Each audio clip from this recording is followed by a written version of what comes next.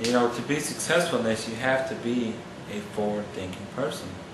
You know, you have to understand it's work today, get paid later. What? And that, to me, is really the difference between having a job and owning a business.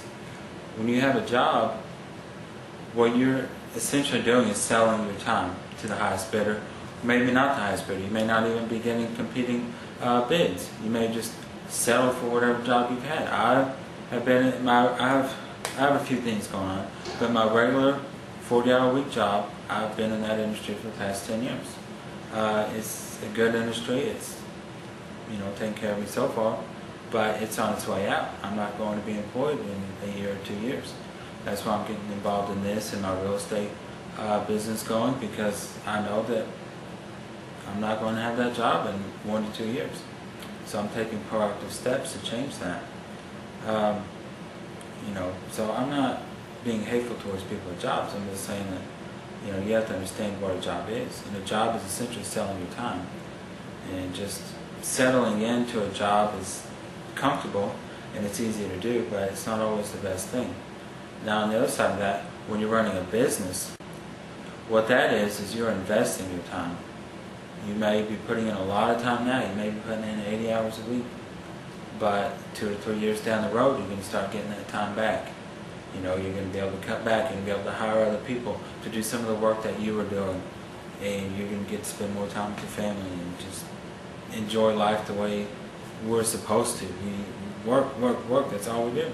And if you love your job, then that's great. But a lot of people don't. A lot of people like their jobs. I don't think that as many people hate their jobs as they lead on, because, you know, I read a book, I can't remember the name of it for the life of me, but they did an experiment. They hired 10 or 15 people, and every day they paid them $1,000 a day per person to go out and dig a hole. And then the next day they come back and fill in the hole for $1,000. At the end of the week, nobody was showing up to work. Even though the money was great, they wouldn't do it without feeling like they had a purpose. I think the name of that book was 48 Days to the Work You Love by a Dan Miller. But don't quote me on that, I don't know. But that's a good book to read also. If you're just selling your time, you need to stop and think, one, is there anything better that I would rather be doing with my time? And two, am I selling it for what it's worth? If I told you that you had 200,000 hours left on this planet, you know, would you put a number on that? Would you put a price tag on that? I know if it was a more tangible number, I guess, palpable, I don't know the word. 50 hours? You have 50 hours left? How much money are those 50 hours worth? That's your personal decision. $10 an hour? I don't think so, you know. But so many of us do that, where we just sink into a job and we're just working. And we don't ever stop to look at our options. And that's what's great about, you know, Beamer or pretty much any network marketing, as long as it's a good, legitimate company. And another thing about being in business for yourself, one thing that you're going to have to understand is that you're probably going to be the only person that believes in your success. People are going to call you an idiot. They're going to tell you that you've been jibbed. You've done, you know, you're wasting your time. Why don't you go back to college and get that degree and go work for IBM and get a retirement package? You know, basically they're giving you their scam that they bought into for their entire life. I'm not saying, just let me, I don't know the word, but I don't think that going to college and getting a degree and taking that path is a bad idea. I just don't think that it's the best thing for everyone, and it is not the best way to be successful. A college degree, going to college, really, they teach you how to be mediocre, how to live a mediocre life, and to settle for mediocre. It's basically leftist indoctrination, but I'll get into my political videos later on if y'all want to watch those.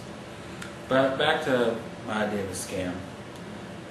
You know, I guarantee you that when Bill Gates stopped going to Harvard, notice I don't say the word dropout. I don't believe in calling someone a college dropout, because a lot of people just make a decision to stop wasting their time and money in school. It's not a waste for everybody, but for some people it is a total waste, and they make that choice. That's calling someone a dropout is like, it's basically society's way of putting a negative connotation on someone who didn't go to college, someone who made a conscious decision to not waste the time and money to go to school, and that's perfectly all right. But Bill Gates, right now, I believe he's richer than Warren Buffett right now. He stopped going to Harvard. I guarantee you that somebody told Bill Gates that he was an idiot for stopping going to school. But Bill Gates had a vision. He wanted to do his computer business, his software engineering business, whatever it was, and he wasn't getting that education in school. It really wasn't even around back then to learn in school, and he had to pioneer that. He had to start something entirely new, and he was probably the only one that had that vision, that said, you know what, I'm going to do this, and it's going to work, and I'm going to be successful.